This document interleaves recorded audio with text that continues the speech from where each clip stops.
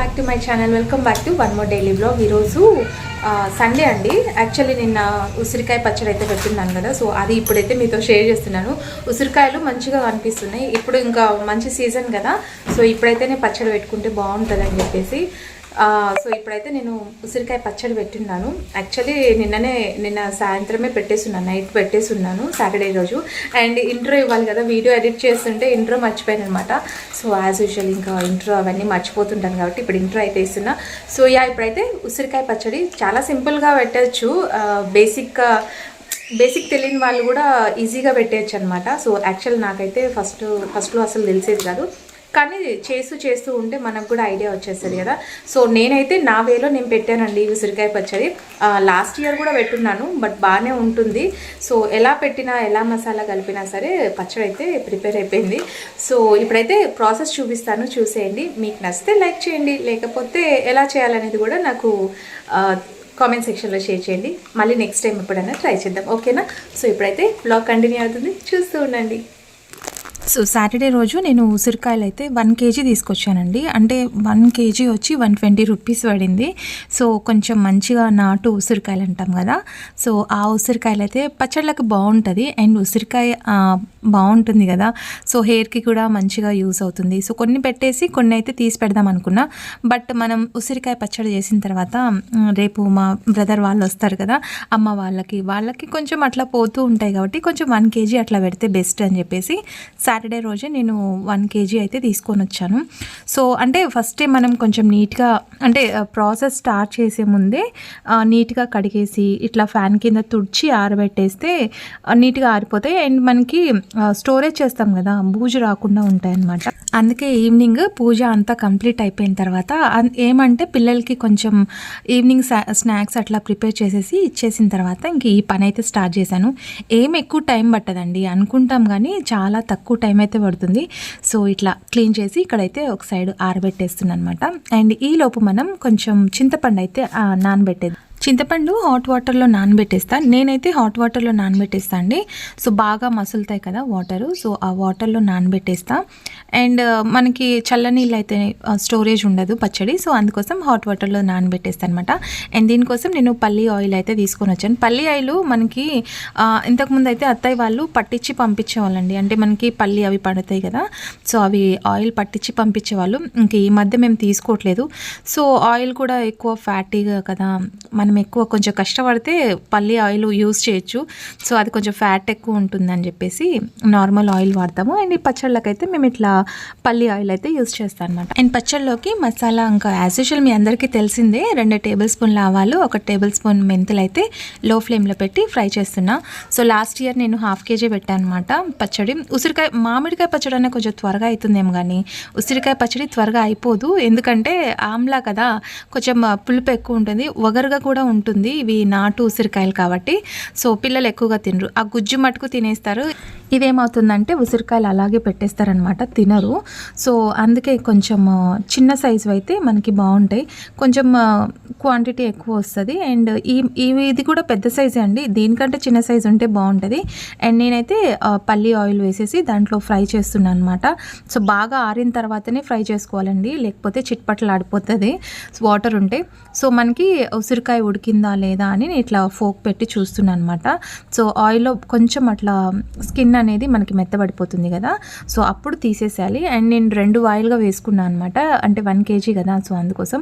So మెంతిపొడి already పట్టేశాను. And చింతపండు కూడా మిక్సీ పట్టేస్తే ఓ పని అయిపోతుంది.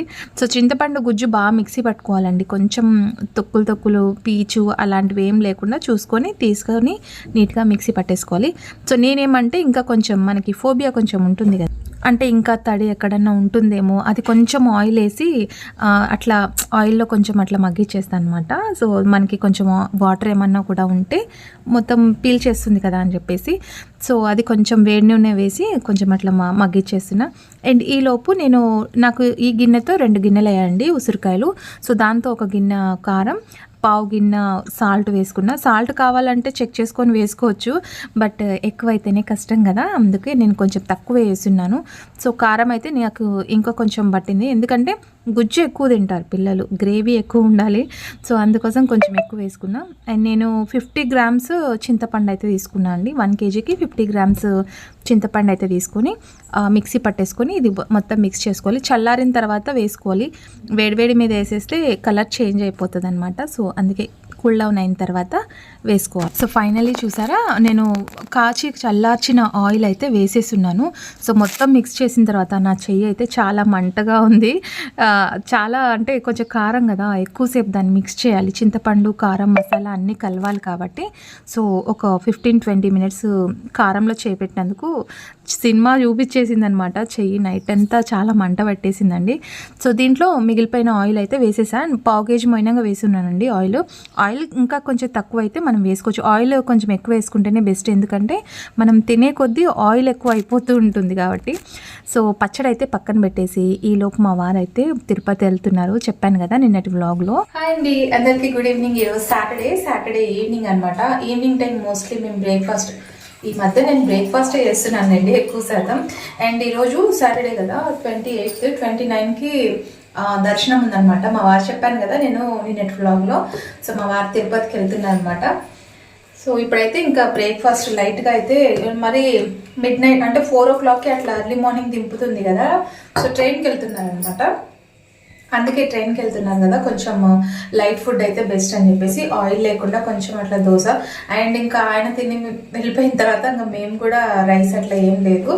సో ఇప్పుడైతే ఉసిరికాయ పచ్చడి పెట్టున్నాను. డాడీ ఫోన్ తీసుకోలేదా? మర్చిపోయినా, ఒక్క నిమిషం ఉంది. సో ఇప్పుడైతే ఉసిరికాయ పచ్చడి పెట్టున్నాను. కొంచెం రైస్ ఉంది, మార్నింగ్ చేసిన రైస్ ఉంది. సో నాకైతే కొంచెం అది పచ్చడి అంతా ఆయిల్ సాల్ట్ అంతా చెక్ చేసుకుంటా. సో ప్రస్తుతానికైతే నేను ఫస్ట్ మా వారికి దోశ పోసి పంపించేసిన తర్వాత అది కొంచెం తిని చూస్తాను, సాల్ట్ అది సరిపోయిందా లేదా అనేది నేను కూడా చెక్ చేసుకుంటా. సో ఎమ్మటే అంటే కొంచెం కారమే ఉంటుంది, బట్ ఒక 3 days తర్వాత అయితే మనకు బాగా తెలుస్తుంది అనమాట. ఆయిల్ కానివ్వండి, ఆయిల్ అయితే మోస్ట్లీ నేను పావు కేజీ మైనంగా పోసేస్తున్నాను. సో చూస్తా ఇప్పుడైతే ప్రస్తుతానికి. అండ్ ఫస్ట్ అయితే దోశ పోసేద్దాం. ఈ దోశ బ్యాటర్ నాకు ఒక ప్లస్ పాయింట్ ఇంట్లో ఉండడం. సో అంటే ఒక్కోసారి ఏం చేయాలో అర్థం కాదు. అండ్ దీనిపైన ఉల్లిపాయ చట్నీ పప్పుల పొడి వేసుకొని తింటే కారం దోశ చాలా బాగుంటుంది టేస్ట్. సో ఈ రోజుకైతే అందరం 2 దోశలు తినేసి గ్లాస్ పాలు తాగేస్తే ఈ రోజుకి కంప్లీట్ అయిపోతుంది. రేపు సండే ఎంచక్క కొంచెం లేట్గా లేయచ్చు అనమాట అనుకుంటాను, లేట్గా లేద్దామని చెప్పేసి. బట్ లేట్గా లేయలేను, కొంచెం అర్లీగా లేస్తాను. అంటే హాలిడే ఉన్న రోజు ఒక్కరోజు మటుకి అర్లీగా లేస్తాను. సో నార్మల్ డేస్లో అయితే నాకు అస్సలు లేయాలని అనిపించదు, ఇంత బేజారు వస్తుందో చలికి. కానీ రేపు అయితే కొంచెం త్వరగానే లేస్తాను అనమాట. సో ఓకేనండి, ఇప్పుడైతే దోశ పోసేసి. దోశ బ్యాటర్ ఇంట్లో ఉన్నప్పటి నుంచి డైలీ దోశ అయితే అంటే కారం పూసుకోవడం, కారం దోశ ఉంటుంది కదా, అది డైలీ నాకు చాలా బాగా నచ్చుతుందండి. ఇది నాకు మళ్ళీ ఎగుటు కొట్టేంత వరకు, మొహం వాచేంత వరకు తింటాను, ఆ తర్వాత మళ్ళీ తీసేస్తాను అనమాట. అంతవరకు దోశ బ్యాటర్ అయితే ఇంకా స్టాక్ చేసి పెట్టుకుంటున్నాను. అంటే వీక్ వరకేలేండి, మళ్ళీ ఎక్కువ రోజులు స్టోర్ చేసి పెట్టుకోవట్లేదు. సో ఇలాంటి టైంలో అంటే ఏం చేసుకోవాలి అనే అర్థం కానప్పుడు ఉల్లిపాయ చట్నీ, ఆల్రెడీ మన ఇంట్లో పప్పుల పొడి అయితే ఉంటుంది కదా, సో ఉల్లిపాయ చట్నీ ఒకటి అలా మిక్సీ వేసేసుకొని వెమ్మటే దోశ వేసేసుకుంటే ఆ నైట్ డిన్నర్కి రెడీ అయిపోతుంది కదా. చాలా క్రిస్పీగా ఇలాంటి కారం దోశ ఎగ్ వేసుకుంటే బాగుంటుంది. కానీ మా వారు తిరుపతి వెళ్తున్నారు, దట్టు శనివారం కాబట్టి ఇంకా మేము ఎగ్ అట్లా యూజ్ చేయము. సో పిల్లలు ఒకవేళ తింటానంటే వేస్తాను, కానీ వాళ్ళు కూడా పాపం మా వారు తిరుపతి వెళ్తున్నారు కాబట్టి ఎన్నిసార్లు చెప్తున్నాను కదా నొక్కి ఒక్కాడిచ్చి, కానీ పిల్లలు తినరని చెప్తున్నాను అనమాట. సో అది ఇంకా బాబుకైతే ఫస్ట్ వేసి ఇచ్చేసా. ఇంకా నాకైతే చట్నీ వేయడానికి జాడి వాటర్తో కడిగేసి దాదాపు నేను చట్నీ స్టార్ట్ చేయకముందే కడిగి పెట్టేశాను అనమాట. సో పిల్లలకైతే డిన్నర్ పెట్టేసిన తర్వాత ఇంకా నాకైతే ఈ క్రేవింగ్స్ ఎక్కువ. కొత్త చట్నీ ఏదైనా పెట్టినప్పుడు అది మొత్తం చట్నీ అంతా తీసేసి దాంట్లో అన్నం వేసుకొని తినడం చాలా ఇష్టము. సో వేడివేడి అన్నం లేదు కాబట్టి మార్నింగ్ చేసిన అన్నం కొంచెం ఉంది. సో ఒక దోశ అండ్ అది పిల్లలకు కూడా కొంచెం పెట్టానమాట. కారం అయితే బీభత్సంగా ఉందండి. కారము మా వారు తీసుకొచ్చారనమాట. సో 3 మ్యాంగో మిర్చి పౌడర్ ఉంటుంది కదా, సో అది అండ్ చాలా కారం ఉంది, చాలా బాగుంది టేస్ట్ కూడా. సో మెంతి పొడి, ఆవు పొడి, ఆ స్మెల్, ఆ కొత్త ఊరగాయ పచ్చళ్ళు ఎంత బాగుంటుందో టేస్టీగా. ఇంకో 2-3 మంత్స్, ఒక 3-4 మంత్స్ వస్తే సరిపోతుందండి. ఇదే అంతా పనిచేసిన తర్వాత నాకు 3-4 మంత్స్ వస్తే మళ్ళీ ఊరగాయ పెడతాం, ఎట్లా మామిడికాయ పచ్చడి. సో ఫైనల్లీ జాడీ ఫుల్ అయిపోయింది, కానీ ఒక 3 డేస్ తర్వాత మళ్ళీ మొత్తం మసాలా అంతా పట్టేస్తే ఆయిల్ చెక్ చేసుకోవాలి, సాల్ట్ చెక్ చేసుకోవాలి, అంతే. సో ఫైనల్లీ చట్నీ అయితే రెడీ అయిపోయింది. ఇప్పుడు కొంచెం అన్నం పెట్టుకొని ఆ పచ్చడి కలుపుకొని తింటుంటే ఒక పట్టు పట్టాల్సిందండి. చాలా బాగుంటుంది టేస్ట్. కారం అయితే బీభత్సంగా ఉంది. నాకైతే సాల్ట్ తగ్గినట్టే అనిపిస్తుంది. ఆఫ్టర్ 3 డేస్ తర్వాత చెక్ చేసి అప్పుడు కలుపుకోవచ్చు. సో అదండి ఉసిరికాయ పచ్చడి. నా వేలో నేను సింపుల్గా పెట్టాను. సో మళ్ళీ మీరు జడ్జ్ చేయకండి, మీరు ఎలా చేస్తారనేది కూడా నాకు స్వీట్గా చెప్పండి. సో ఇలా కాదు ఇలా చేయండి అని చెప్పేసి, సో దట్ నేను నెక్స్ట్ టైం మళ్ళీ ఏమైనా ట్రై చేసినప్పుడు అప్పుడు మళ్ళీ మీరు చెప్పిన విధంగా చేస్తాను. హార్డ్గా అయితే చెప్పకండి దయచేసి. సో పచ్చడితో కలిపిన తర్వాత ఫస్ట్ ముద్ద అయితే మా వారికి పెడుతుంటే ఇంకా ఆయన ఈ పాటికి ట్రైన్ ఎక్కేసింటారు కాబట్టి ఇంకా పిల్లలకి పెట్టేస్తున్నాను అనమాట.